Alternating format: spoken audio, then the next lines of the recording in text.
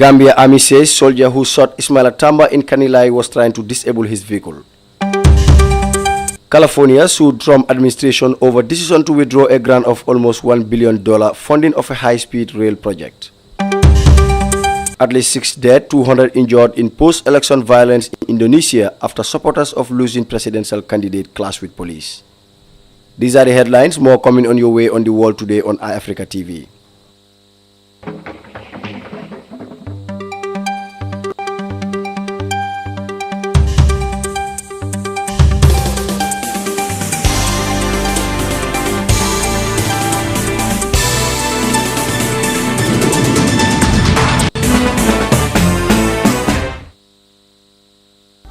Hello viewers, you are watching the World Today News Bulletin.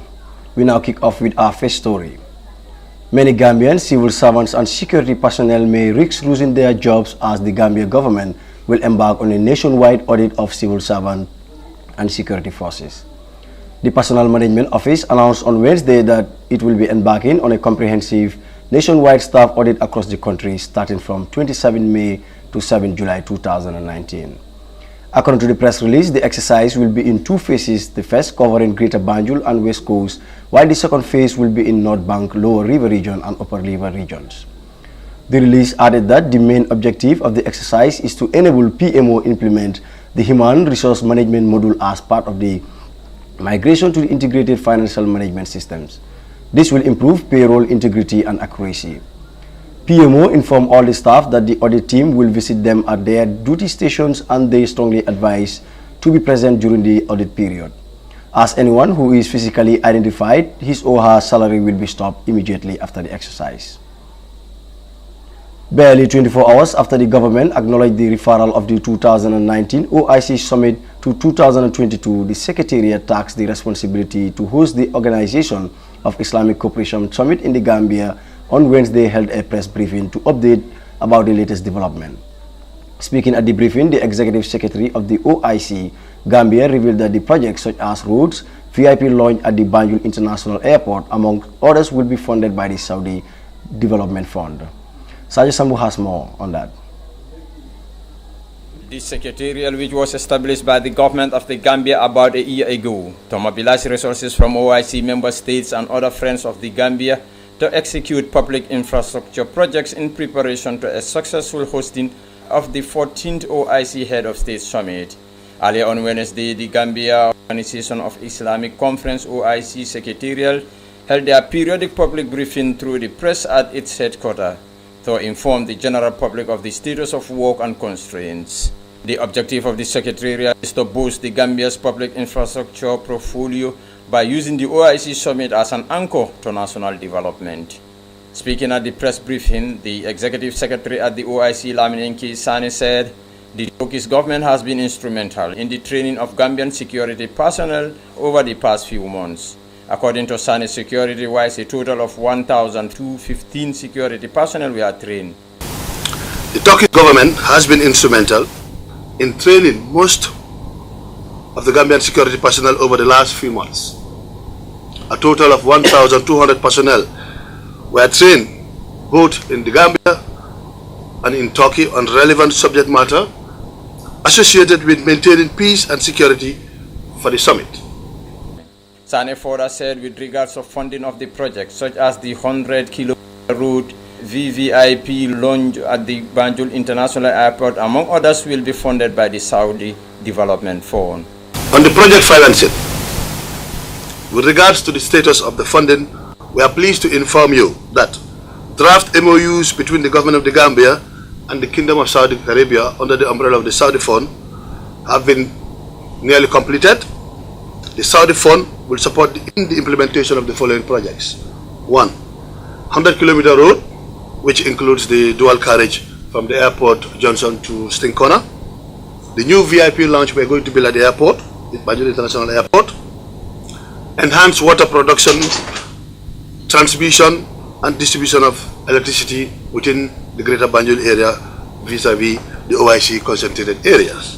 The Executive Secretary at the OIC noted that with the expansion of the airport Johnson to Stinkona, Along with the sub-roads, the OIC Secretariat sponsored a property assessment exercise conducted by the Department of Physical Planning. The Gambia OIC Secretariat sponsored a property assessment exercise conducted by the Department of Physical Planning and Lands and Surveys. A preliminary report was submitted to the authorities for review and for further action. The OIC Secretariat requested for expression of interest from potential consultancy service providers for all the priority projects. When posted the question to clarify the rumor that the Gambia government is planning to co-host the summit with Senegal, the Gambia government spokesperson Ibrahima Sankare denies the rumor, labeling it as a news. The feature or the proposed 2022 OIC summit, that's quite frankly news to me. I'm just hearing it for the first time, and thank God for the rumor. We will find out, but I'm not so sure how authentic that theory is these days. As you know, we have fake news, we have real news.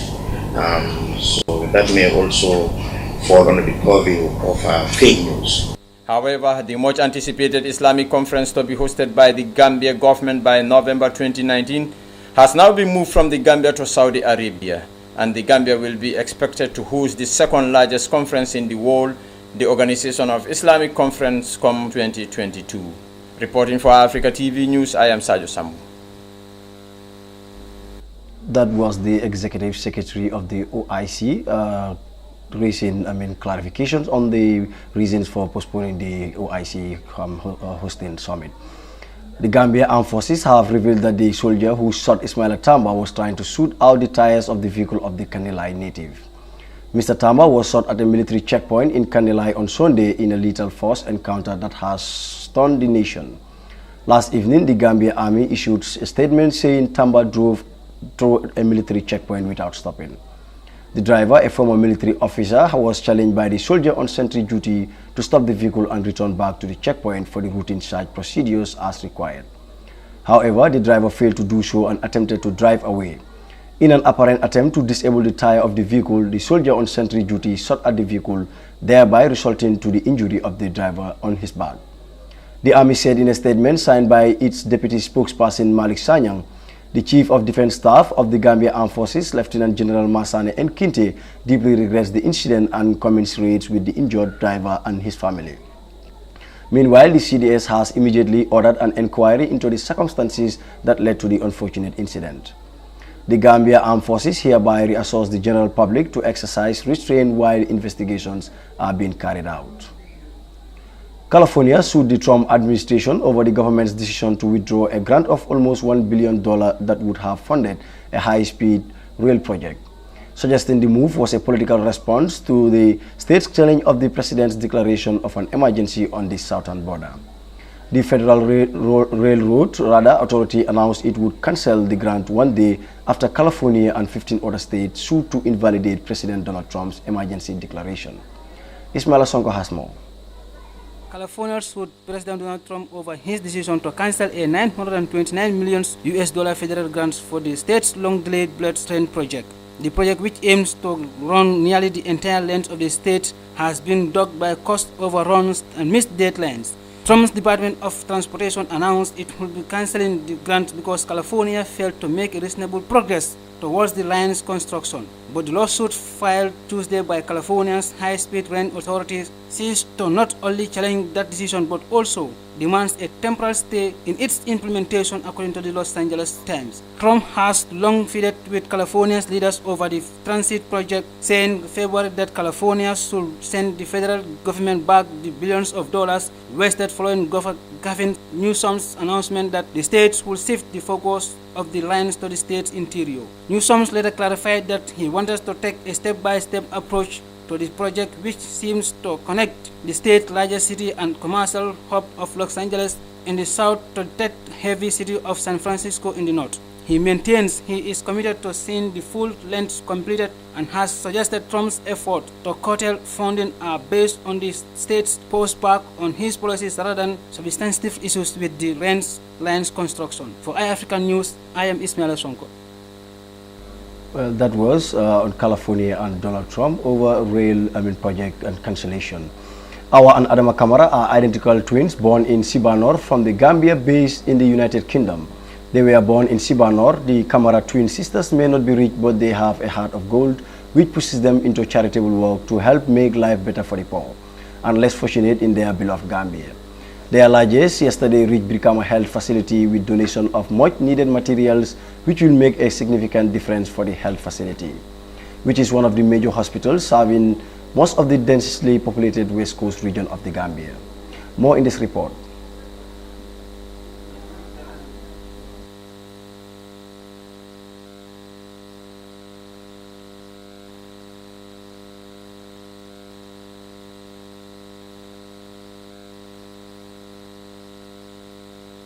Gambian twins based in UK yesterday donated health equipment to the Brikama Health Facility. The donors, Adama and Awa Kamara, are twin sisters born in Sibanor village in Fonyi. The donated equipment includes mattresses, walking aids, hoists, and other important materials. This, according to the facilitators, is geared towards helping the health sector to make work easier for staff and to assist patients in basic needs such as mattresses, walking aids, and beds at the health facility. Also to help address the shortage of health materials. Family members of the donors and various authorities of Brikama attended the presentation ceremony with regards of gratitude for the kind gesture from Adama and Awa Kamara. Speaking at the presentation, the officer in charge of Brikama Health Facility, Mr. Lamin K. Sanyang, highlighted the significance of the gesture and stressed that the sick needs help and the health facility welcomes anything brought to assist the patients. In receiving these wonderful gifts from Adama and Awa, the twin sisters in UK. Personally, I don't know Adama and Awa. I never met them. I got the communication from them that they want to help. And they want to help the health facility. This was about 1 month, some weeks ago. They sent me the videos and the pictures that these are the items they have. If I can help in facilitating so that we can receive them here. I said yes. Who is me to stop somebody who wants to help me to help the helpless? Because the sick needs help. So if you want to bring something that is geared towards helping the sick, it's always welcomed. Then we were on the communication till today, alhamdulillah, the materials have arrived. But then I'll give you this strong promise that the materials are intended for something. The materials will be used for what it is actually intended for. Among the dignitaries present, Alaji S. Dabo, the National Assembly member for Brikama North, expressed delight in the gesture projected to his constituency and thanked the donors for the service they are rendering to the country. Presentation of valuable medical items by people who are Gambians like us, but not residing in the Gambia. More importantly, a family members of myself. I think I'm very humble and honored to be part of this occasion. Through Mr. Sanyang, UIC of Brikama District Hospital, and on behalf of the community of Brikama and West Coast in general, I want to thank the donors, Adama and Awa, for the gesture that they have for Brikama and West Coast by providing these materials for the needy. Daga Sise, a staff of the hospital, in her delivery of vote of thanks, said the equipment donated are valuable and stressed that it will be useful to the patients. She added others should emulate the good work Adama and Awa Kamara are rendering. Daga Sise emphasized on the fact that the life once saved might be his and that the hospital welcomes all forms of support. Big thank you for the gift they have brought for the hospital. They are very valuable, and I'm sure the patients here in the hospital are going to make the best use of it. Adama and Awa Kamara are residing at Wales in UK. The twin sisters over the past few years have been donating to different families. They have also engaged in similar endeavors to the Carnifin General Hospital, Edward Francis Small Teaching Hospital, and Serekunda General Hospital. That was the presentation of donated health equipment at the Brikama Health Facility. Coming up after the break, the New York Police Department officers hosted an iftar, a fast-breaking meal in which both Muslims and non-Muslims were in attendance in New York.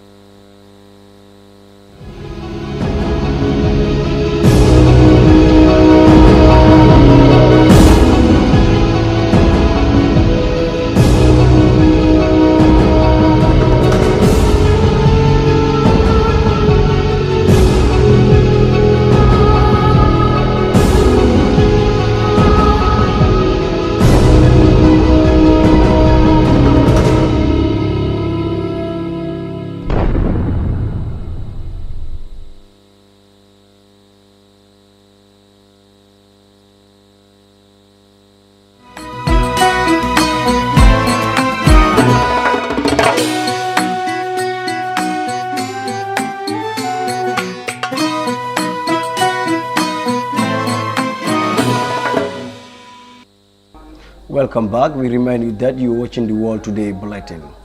Let's now take a look at the remaining stories. Police in Indonesia fired tear gas and rubber bullets to disperse demonstrators in central Jakarta after supporters of losing presidential candidate Prabowo Subianto began setting fire to buildings and vehicles and pelted officers with rocks and burning objects. Indonesian National Police spokesperson Dedi Prasetyo said protests against the final results of last month's presidential election, which showed Prabowo losing to incumbent President Joko Widodo, turned violent late in the early hours of Wednesday. Police are investigating reports that at least 6 dead, 200 injured during the disturbance. More in this report. At least 6 people were killed and 200 injured during protests to challenge results of Indonesia's presidential election, according to Jakarta Governor Anies Baswedan. Clashes continued in several areas where mobs pelted police with Molotov cocktails, rocks, and torched a car. We have arrested 20 people who allegedly flattering the class. Most of them came from outside Jakarta, West Jakarta Police Chief Senior Commissioner Hengki Hayade told reporters. Police spokesperson Ago Yuwonu said violence occurred after a mass demonstration in front of the Election Supervisory Agency in central Jakarta disbanded in an orderly manner. Following official results showing President Joko Widodo had re-elected, thousands of protesters in support of the presidential candidate Prabowo Subianto began the rally in the afternoon on Tuesday. Subianto supporters demanded an annulment of the victory of incumbent President Joko Widodo Maruf Amin, claiming election fraud. But in the evening, the peaceful protest turned into violence, forcing police to fire tear gas and rubber bullets to disperse the crowd. Some vehicles parked on roadsides were set on fire by protesters. The crowd disseminated before the clash erupted around midnight when dozens of demonstrators tried to force their way into the Baswalu building of the Election Supervisory Agency by destroying the front gate. But after they disbanded, another unidentified group attacked police with rocks and Molotov cocktails. But at night, there were a handful of people who deliberately made provocations to get citizens involved, Ago told the press. The National Police prepared 32,000 personnel to secure results of the election. Widodo Maruf Amin was re-elected according to preliminary results announced Tuesday by the General Election Commission. It is the second time Jokowi, a nickname, defeated his rival former Special Force Commander Prabowo Subianto Sandiago Uno. Based on KPU results, Jokowi Amin received 85.6 million votes and Subianto Sandiago Uno obtained 68.6 million. Reporting for iAfrica TV, I am Al Hassan Sise. That was pro-opposition protesting against the final election results of Indonesia. Ambassador Kim Jong of the Democratic People's Republic of Korea said the United States has committed unlawful and outrageous acts by seizing a North Korean flag cargo ship. The ship named Wise Honest and forcibly taken to the American Samoa under the pretext of unilateral sanctions and violation of its domestic law. Talking to reporters at UN headquarters, Kim condemned in strongest terms this act of dispossession of their cargo ship. Here is an insight. United States has committed unlawful and outrageous acts of dispossessing our cargo ship Wise Honest by forcibly taking it to the American Samoa under the pretext of unilateral sanctions and violation of its domestic law. We are condemning in strongest terms this act of dispossessing of our cargo ship because this incident is early product of extreme hostile policy of the United States against DPRK. Last week, I sent the letters to the Secretary General in order to inform our principal positions and I requested him to take the necessary measures as the way of contributing the stability in Korean Peninsula. Also, I requested him to circulate my letter as official document of current session of General Assembly. So now my country carefully watch every move of the United States hereafter. That was North Korea's ambassador reacting to the seizure of their cargo ship by America. New York Police Department officers hosted an iftar, a fast-breaking meal in which both Muslims and non-Muslims were in attendance in New York. President of Muslim Officers Society Adel Rana delivered a speech during the iftar meal. Here is an insert. ربنا ليقيموا الصلاة فاجعل أفئدة من الناس تهوي إليهم. On behalf of the Muslim Officer Society, it is a great pleasure and honor to welcome all of you to this beautiful evening, when for the second time in history, the NYPD is hosting a Ramadan iftar dinner at One Police Plaza. Our society would like to extend a special thank you to Commissioner O'Neill for being the first police commissioner to open the doors of One Police Plaza for this event. Thank you, Police Commissioner. أشهد أن محمد رسول الله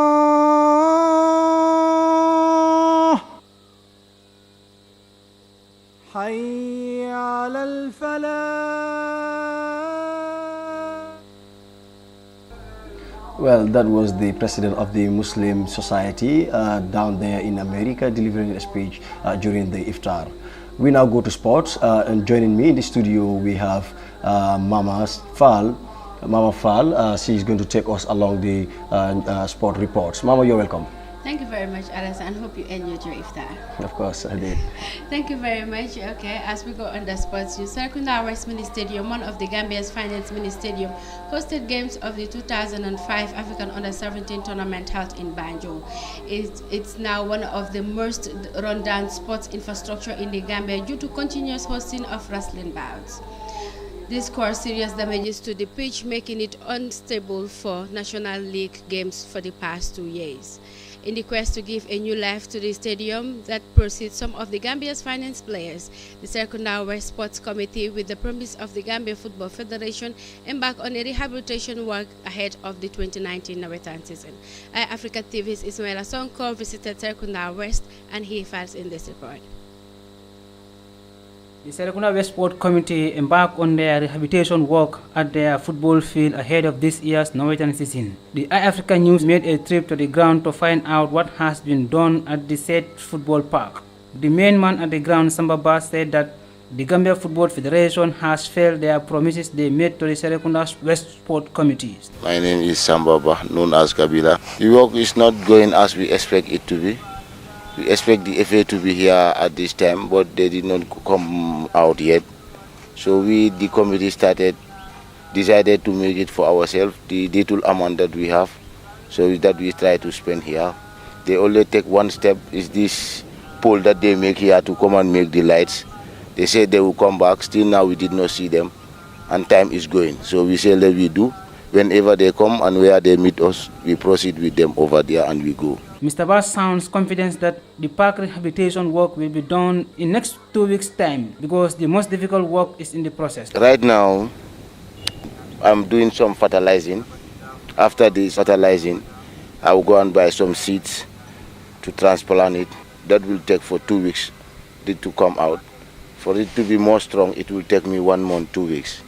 Sastamba gave the assurance to the teams that are playing the Norwegian at the Serekunda West Park.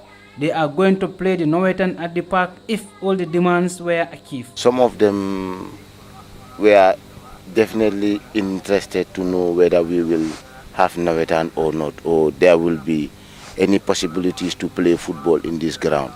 So what I tell them that is yes, as far as I am concerned, if they help me as I need it, these people will play here the Norwegian. And as I know, my people are ready to help, and they are ready to do anything that they have to do at any level, at any cost, whatever they have, they are ready to help and let us do the Norwegian for this year. Contractor Stambaba assured Serekunda Sport Committee that upon completion, the park will last for 4 to 5 years before it will need rehabilitation work again. For Africa Sport, this is Ismaila Sonko. That was Ismaila Sonko reporting there from Serekunda West Mini Stadium.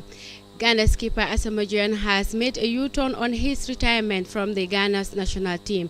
The Black Star all-time goal scorer with 51 goals, Asamoah on Wednesday revised his decision to retire from international football just weeks before the African Cup of Nations. The striker on Monday said he has quitted the national team after he has angered by the coach Kwasi Appiah's plan to strip him of the captaincy. But President Nana Akufo-Addo intervened on Tuesday by calling the Turkey-based player, urging him to make himself available for the selection. Gian, in a statement, said he has accepted the president's request and he is ready for the tournament. A presidential request is one of the things that cannot be disregarded. As I am taking the request from His Excellency in good faith and will make myself available for the selection by Coach Kwasi Appiah. The 33-year-old forward said in a statement, my desire to help Ghana end the over 3-decade-long await AFCON trophy still burns strong, and I am remaining committed to serve this great nation and the people of Ghana, he added. The African Cup of Nations expanded to 24 teams for the first time, kicks off June 21, 2019. The Black Stars are in Group F with the defending champions Cameroon, Benin, and Guinea-Bissau. Gian is the all-time leading goal scorer for the Ghana national team with 51 goals. He represented Ghana in 3 FIFA World Cups with 6 goals. He is the top African goal scorer in the history of World Cups. Gian has also represented Ghana in the 2004 Summer Olympics and in 7 African Cup of Nations, helping them finish in 3rd place in 2008 and runner-up in 2010 and 15. Well, Alassane, that's all we have for you on the sports today, and it's good to give out the sports news to our viewers. Thank you very much. Well, viewers, that's all we have for you on the World Today News Bulletin. For more on these, you can log on to our website, www.iafrica.tv. Bye for now. I am Alassane Cissé with my co-presenter, Mama Fall. Thank you.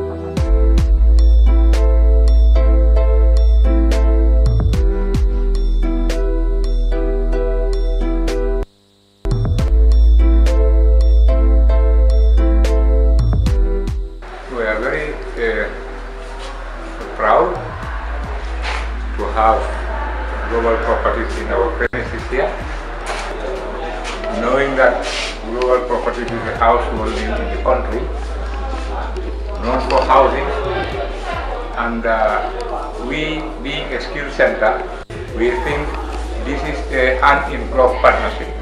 We are very grateful for your coming here, which is essential for a reliable partnership. We hope that our students will learn and cultivate the essential skills by being engaged in your projects, for them to have the working experience after training, which is essential after training. My name is Mr. Adamando, retired HOD construction in GTTI for 34 years. Here is Gambia Partners. These people employed me 5 months before my retirement in order to give them a little bit of my skills. They are focusing on few skills areas. One, construction, electrical installation, carpentry and joinery, and plumbing and carpentry. From our end, Gambia Partners, we are very, very grateful to you people, very, very happy. And I believe this is marking a new beginning in the history of the Skill Center Real Estate Agency Partnership. So absolutely, I am thrilled with these two combinations. Having the Skill Center in one side and local property in one side coming together, I think our young people are very, very happy. Gambia is moving, Gambia is changing, and Gambia needs to be changed by the Gambians.